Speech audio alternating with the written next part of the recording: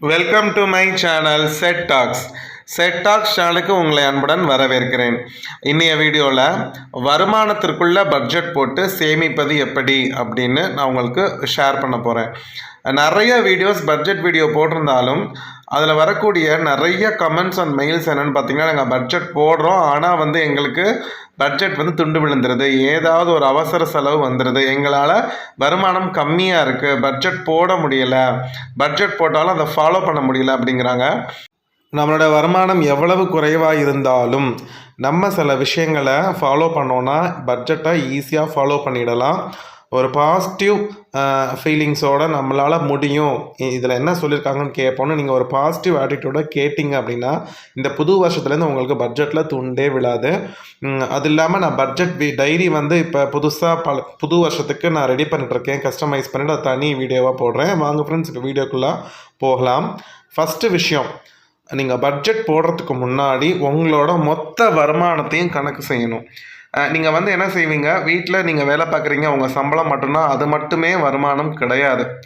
கண்டிப்பாக இருக்கும், நிறைய வருமானம் இருக்கும், நமக்கு தெரியாமலே சின்ன சின்ன வருமானங்கள் இருக்கும், எல்லாத்தையும் நீங்கள் கணக்கு பண்ணணும். இப்போ மொத்த வருமானம் எப்படி கணக்கு செய்யணும்? ஒரு வீட்டில் ஹஸ்பண்ட் வேலைக்கு போகிறாரா, அவரோட வருமானம், ஒய்ஃப் வேலை பார்க்குறாங்களா, அப்போ 2 பேரோட வருமானம், 2 பேரோட சம்பளத்தையும் கூட்டணும். அதுக்கப்புறம் நீங்கள் ஏதாவது பார்ட் டைம் ஜாப் செய்கிறீங்களா, அது மூலமாக உங்களுக்கு வருமானம் மாதம் மாதம் வருதா, அதையும் இந்த மொத்த கணக்கீடு பண்ணுறப்ப கூட்டணும். மாதம் உங்களுக்கு கிடைக்கும் வட்டி. இப்போ சில பேர் ஒரு பல்க் அமௌண்ட்டை எஃப்டியாவோ இல்லை மந்த்லி இன்கம் ஸ்கீம்லையோ எதில் போட்டிருப்பாங்கன்னா, போஸ்ட் ஆஃபீஸ்லையோ பேங்க்லேயோ போட்டிருப்பாங்க. அதுக்கு மாதம் ஒரு சின்ன தொகை கூட வட்டியாக வரலாம், 1000 500 இல்லை 2000 கூட வரலாம். அதையும் உங்களோட வருமானமாக நீங்கள் கருதிக்கணும். அப்புறம் நிறைய பேருக்கு உதவித்தொகை வரும். இப்போ மகளிர் உதவித்தொகை, முதியோர் உதவித்தொகை, அந்த மாதிரி உதவித்தொகை வாங்குறவங்க உங்கள் வீட்டில் இருக்காங்க அப்படின்னா அதையும் நீங்கள் வருமானமாக கன்சிடர் பண்ணிக்கணும். அது உங்களுக்கு வந்துச்சு அப்படின்னா. இல்லை சில பேர் வீடு கட்டி வாடகை கூட்டிருப்பீங்க, அந்த வாடகை தொகை, இல்லை வேறு ஏதாவது பாசிவ் இன்கம் மூலமாக உங்களுக்கு தொகை வருது, இல்லை நீங்கள் முன்னாடி எல்ஐசி ஏஜெண்ட்டாக இருந்திருப்பீங்க, அதுக்கான கமிஷன் வருது, எப்படியோ உங்களுக்கு மாதம் ஒரு வருமானம் சின்னதோ பெருசோ வந்துச்சுன்னா அது எல்லாத்தையுமே நீங்கள் கணக்கு பண்ணணும். ஸோ இதுதான் உங்களோட மொத்த வருமானம். ஒரு மாதத்துக்கு இதுக்கு மேலே எனக்கு வரவே இல்லை அப்படிங்கிறது. ஸோ மொத்த வரவு என்றைக்குமே கணக்கு பண்ணி அது எவ்வளவு அப்படிங்கிறத கணக்கு பண்ணணும். இது மாதம் டிஃப்ரெண்ட் ஆனால் கூட பரவாயில்ல, ஆனால் இது ஒவ்வொரு மாதமும் நீங்கள் பண்ணணும். ஸோ இப்படி தான் உங்களோட மொத்த வருமானத்தை கணக்கீடு செய்யணும். அடுத்து பட்ஜெட்டோட 2வது படி, மொத்த வருமானத்தை கணக்கீடு செஞ்சிட்டிங்க.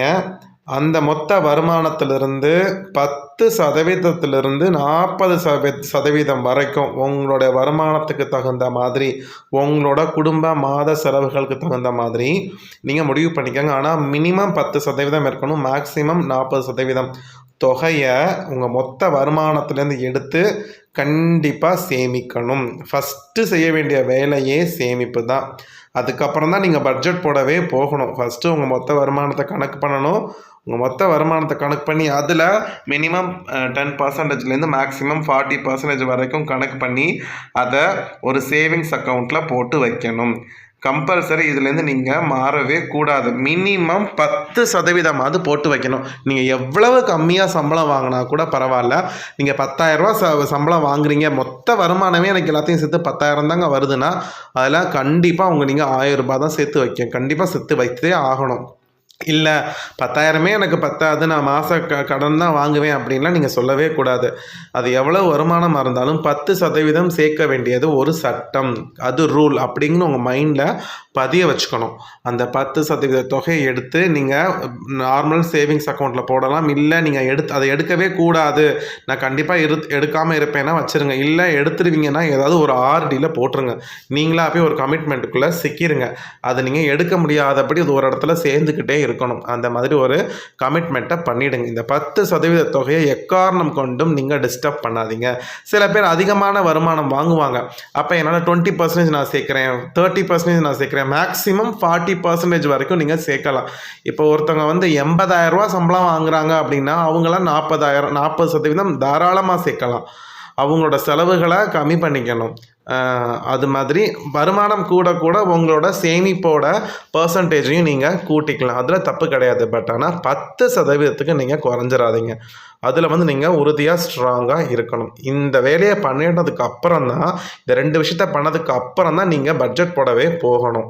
மொதல் 2 விஷயத்த நீங்கள் செஞ்சதுக்கு அப்புறம் இப்போ 3வதாக செய்ய போகிறது தான் வந்து நீங்கள் உண்மையான பட்ஜெட்.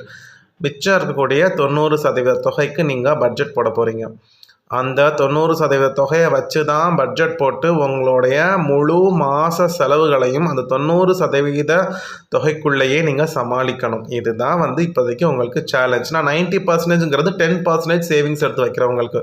20% நீங்கள் சேவிங்ஸ் எடுத்து வச்சிங்கன்னா 80% பாக்கி இருக்கும். 30% எடுத்து வச்சிங்கன்னா 70% பாக்கி தொகை இருக்கும்.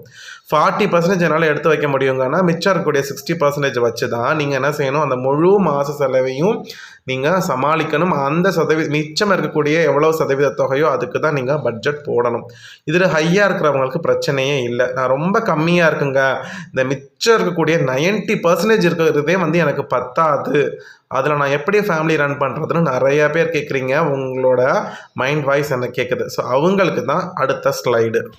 சேவிங்ஸ் எடுத்தது போக மிச்சம் இருக்கிற தொகை எனக்கு ரொம்ப கம்மியாக இருக்குது, நான் கடன் வாங்கி ஃபேமிலி ரன் பண்ணுற மாதிரி தான் இருக்கும் அப்படின்னு ஒரு சுச்சுவேஷன் இருக்குது அப்படின்னா இதெல்லாம் நான் ஃபாலோ பண்ணுங்கள். நான் ஒவ்வொரு விஷயமா எக்ஸ்பிளைன் பண்ணுறேன். ஸோ வீடியோவை ஸ்கிப் பண்ணாமல் ரீட் பண்ணிவிட்டு ஸ்கிப் பண்ணாமல் நான் சொல்கிற விஷயத்த கேளுங்க. இதே சுச்சுவேஷனில் நானும் இருந்திருக்கேன். 90% தொகை கண்டிப்பாக பத்தாது தான். அப்போ என்ன செய்யணும் அப்படின்னா, நீங்கள் அந்த 90% தொகையை வச்சு பட்ஜெட் போடுறப்ப அவசிய செலவுகளை மட்டுமே நீங்கள் பட்டியலிடணும். எந்த ஒரு அனாவசிய செலவுகளை பட்டியலில் இடக்கூடாது. அவசிய செலவுகள் அப்படின்னா முக்கியமாக நீங்கள் வாடகை வீட்டில் இருந்தால் வாடகை, அதுக்கப்புறம் உங்களோட கிராசரி, காய்கறி, சாப்பாடு இதெல்லாமே ஃபுட்டில் வந்துடும். இதுக்கு நீங்கள் பட்ஜெட் தனியாக பிரித்து போடலாம். கரண்ட்டு பில்லு, அதுக்கப்புறம் வந்து பார்த்திங்கன்னா மொபைல் ரீசார்ஜு, கேபிள், இந்த மாதிரி விஷயங்களுக்கு மாத்திரம் நீங்கள் இம்பார்ட்டன்ஸ் கொடுத்துக்கலாம். பெட்ரோல் அதெல்லாம் இல்லைங்க, இதெல்லாம் எனக்கு பத்தாது, இது இல்லாமல் நான் வந்து நியூஸ் பேப்பர்லாம் அனாவசியம் தான். நீங்கள் மொபைல் இருந்துச்சுன்னா நீங்கள் அதில் நியூஸ் பேப்பர் படிச்சுக்கலாம். ஸோ அதை கட் பண்ணுங்கள். ஸோ எதெல்லாம் அனாவசியமோ அதெல்லாம் கட் பண்ணிக்கிட்டே வாங்க. இப்போ நீங்கள் ஒரு ஆஃபீஸில் ஒர்க் பண்ணுறீங்க, உங்களுக்கு நெட்டே தேவை கிடையாது, உங்களுக்கும் இன்டர்நெட்டுக்கும் தேவை கிடையாது. பட் ஆனால் என்னோடய பொழுதுபோக்காக நான் நெட்டு வச்சுருக்கேன்னா அதை கட் பண்ணுங்கள், தேவையில்லை. ஸோ எதெல்லாமே உங்களுக்கு அனாவசிய செலவுகளோ அதெல்லாமே நீங்கள் கட் பண்ணணும். முக்கியமாக நீங்கள் ஃபுட்டுக்கு இம்பார்ட்டன்ஸ் கண்டிப்பாக கொடுக்கணும்.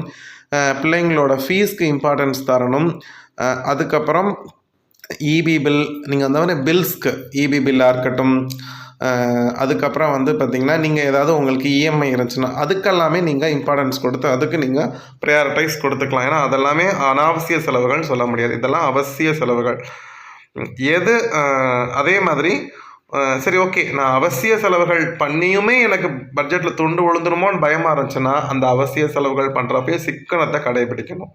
கிராசரி எது ரொம்ப அவசியமோ அதை மட்டும் வாங்கணும். இந்த கிராசரியிலே தேவையில்லாத கிராசரியை வாங்காதீங்க. காய்கறிகளை அளவுக்கு மீறி வாங்காதீங்க. நான்வெஜ் எடுக்கிறப்ப அளவுக்கு மீறி எடுக்காதீங்க. ஸோ அப்போ சிக்கனத்தை பயன்படுத்தணும். அவசிய செலவுகளுக்கே எனக்கு இங்கே தட்டுப்பாடாக இருக்குங்கிறப்ப சிக்கனத்தை நீங்கள் பயன்படுத்தி தான் ஆகணும். அதுக்கப்புறம் முக்கால்வாசி பார்த்திங்கன்னா குறைஞ்ச அளவுக்கு வாடகைக்கு போகிறதுக்கு பாருங்கள். நிறைய பேர் வந்து பார்த்திங்கன்னா வாடகை அதிகமான உள்ள வீடை பார்த்துட்டு பாதி அமௌண்ட்டை வந்து நீங்கள் வாடகைக்கே கொடுத்துட்டு வயிற்றுக்கு ஒன்றுமே சாப்பிடாமல் இருக்கீங்க. ஸோ வாடகைக்கு எவ்வளவு குறைச்சி பார்க்க முடியுமோ வாடகையை நீங்கள் முக்கால்வாசி கம்மி பண்ணிட்டீங்கனாலே மற்ற செலவுகளுக்கு உங்களுக்கு பணம் ஈஸியாக அவைலபிளாக இருக்கும். இல்லை எது அனாவசிய செலவுன்னு எனக்கு கண்டுபிடிக்க முடியலன்னா ஹஸ்பண்ட் ஒய்ஃப் 2 பேரும் உட்காருங்க. நீங்கள் பண்ணக்கூடிய எல்லா செலவுகள் எழுதி வச்சுருப்பீங்களா, அதை எடுத்து பாருங்கள். இதெல்லாம் அவசியம், அதை மட்டும் ரவுண்ட் பண்ணுங்கள். எதெல்லாம் அனாவசியமோ அதை வந்து நீங்கள் அவங்க பட்ஜெட்லேருந்து தூக்கிடுங்க. இது ஹஸ்பண்டோட மைனஸை மனைவி சொல்லணும், மனைவியோட மைனஸை ஹஸ்பண்ட் சொல்லணும். அப்படி சொல்கிறப்ப தான் உங்களுக்கு கிளியர் கட் ஐடியா கிடைக்கும்.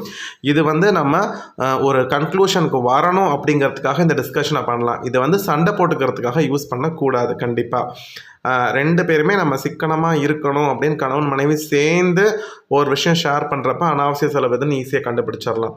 அதுக்கப்புறம் இதுவே உங்களுக்கு வாழ்க்கை வெறுத்துரும். எப்போ பார்த்தாலும் சிக்கனமாக இருக்கணுமா, எப்போ பார்த்தாலும் எதுவுமே பார்த்து செலவு பண்ணணுமா, ஒரு டைம் பட்ஜெட் போடணுமா, எது அனாவசியம் எது அவசியம், ஒரு சின்ன சந்தோஷம் கூட அனுபவிக்க முடியலைன்னு உங்களுக்கு தோணலாம். தோன்றது தப்பே கிடையாது. அப்போ நீங்கள் என்ன பண்ணணும்னா, உங்களுக்கு உங்களோட ஆடம்பர செலவுகள் பண்ணணும், உங்களுக்கு விருப்பப்பட்ட செலவுகளை பண்ணணும், என்னோட வாண்ட்ஸை நான் ஃபுல்ஃபில் பண்ணணும் அப்படின்னு நீங்கள் நினைக்கிறீங்கன்னா அதுக்கு உங்களோட வருமானத்தை இன்க்ரீஸ் பண்ணணும். உங்களோட வருமானம் இன்க்ரீஸ் ஆகிற வரைக்கும் நீங்கள் கொஞ்சம் பொறுமையாக இருந்து தான் ஆகணும். இல்லை எனக்கு பொறுமை இல்லை, நான் கொஞ்சம் வாழ்க்கையை நான் என்ஜாய் பண்ணணும்னு ஆசைப்பட்றேன்னா நீங்கள் யோசிக்காமல் உங்களோட வருமானத்தை பெருக்க பாருங்கள். அதுதான் பெஸ்ட்டு வே. என்னை கேட்டால் பெஸ்ட்டு மெத்தட் அதுதான். நீங்கள் ஒரு பட்ஜெட் போட்டு அதுக்குள்ளே ரொம்ப சிக்கனமாக இருக்கணும்னு ஒரு நெருக்கத்துக்குள்ளே ஒரு ஸ்ட்ரெஸ்ஸுக்குள்ளே போகிறதுக்கு பதிலாக பெஸ்ட்டு நீங்கள் நல்லா அதிகமாக சம்பாரித்து அளவாக நீங்கள் உங்களுக்கு தேவைகளெல்லாம் விருப்பப்பட்டுட்டு அதிகமாகவும் நீங்கள் சேமிக்கலாம், அதிகமாகவும் நீங்கள் செலவு பண்ணலாம். அது பெஸ்ட் ஐடியா என்னை கேட்டால். ஓகே, இப்போ நம்ம பட்ஜெட் முடிச்சாச்சு, சேமிப்புக்கு வருவோம். நீங்கள் 10% எடுத்து சேமிங்க அப்படிங்கிற ஒரே ஒரு சேவிங் டிப்ஸ் தானே சொல்லியிருக்கீங்க அப்படின்னு நீங்கள் சொல்லலாம். அது கம்பல்சரி பண்ண வேண்டிய விஷயம். இது இல்லாமல் மாதம் கம்மியாக சம்பளம் வாங்குறவங்க, ஒரு மிடில் கிளாஸாக இருக்கிறவங்களுக்கு, சிக்கனமாக இருக்கணும் அப்படின்னு நினைக்கிறவங்களுக்கு நான் எப்படி பணத்தை சேமிக்கிறதுக்கு எனக்கு வழிகள் என்ன அப்படின்னு கேட்டால் அதுக்கு பணம் சேமிக்க 16 ஈஸி டிப்ஸ்ன்னு சொல்லியிருக்கேன். இப்போ நான் சொன்னேன் இல்லையா, ஒரு வருமானத்தை வந்ததுக்கப்புறம் ஒரு 10% எடுத்து வைக்கணும்னா அந்த ஒரு டிப்ஸும் இந்த 16ல் ஒரு டிப்ஸ் தான். அது இல்லாமல் கழிச்சிட்டு பார்க்க போனீங்கன்னா 15 டிப்ஸ் இருக்குது. இந்த வீடியோட லிங்க் நான் டிஸ்கிரிப்ஷன் பாக்ஸில் தரேன். ஸோ இதுலையே நான் கம்ப்ளீட்டாக சேவிங் டிப்ஸ் எல்லாமே சொல்லிட்டேன். இந்த வீடியோ இது வரைக்கும் பார்க்காதவங்க பார்த்து லைக் பண்ணி உங்கள் ஃப்ரெண்ட்ஸ்க்கு ஷேர் பண்ணுங்கள். இதை விட்டால் வேறு வழிகளே இல்லை சேமிப்பதற்கான வழிகள். ஒரு மிடில் கிளாஸாக மாத வருமானம் வாங்குறவங்களுக்கான சேமிப்பு வழிகள்லாம் இந்த வீடியோவை நீங்கள் பார்த்தீங்கனாலே உங்களுக்கு தெரிஞ்சிடும். நம்மளோட புது சப்ஸ்கிரைபராக இருக்கட்டும், பழைய சப்ஸ்கிரைபர் நிறைய பேர் இந்த வீடியோவை பார்க்காம இருப்பீங்க. இந்த வீடியோவை பார்த்தீங்கனாலே இப்படி தான் இந்த 16 டிப்ஸை ஃபாலோ பண்ணி தான் நான் பணம் சேமிச்சிருக்கேன். 16 டிப்ஸுமே யூஸ் பண்ணியிருக்கேன். சில டிப்ஸ் ஒவ்வொரு மாதமும் யூஸ் பண்ண முடியாது. ஸோ அப்போ எதெல்லாம் மாதம் யூஸ் பண்ண முடியுமோ அதெல்லாம் மாதம் நீங்கள் இந்த 16 டிப்ஸ்லேருந்து எடுத்துக்கலாம். ஸோ இந்த வீடியோவை கண்டிப்பாக முழுசாக பாருங்கள். இந்த வீடியோட லிங்க் நான் டிஸ்கிரிப்ஷன் பாக்ஸில் தரேன் ஃப்ரெண்ட்ஸ். இதோட இந்த வீடியோவை முடிச்சுக்கிறேன். அடுத்து ஒரு நல்ல வீடியோவில் உங்கள் எல்லாரையும் பார்க்குறேன். Bye friends.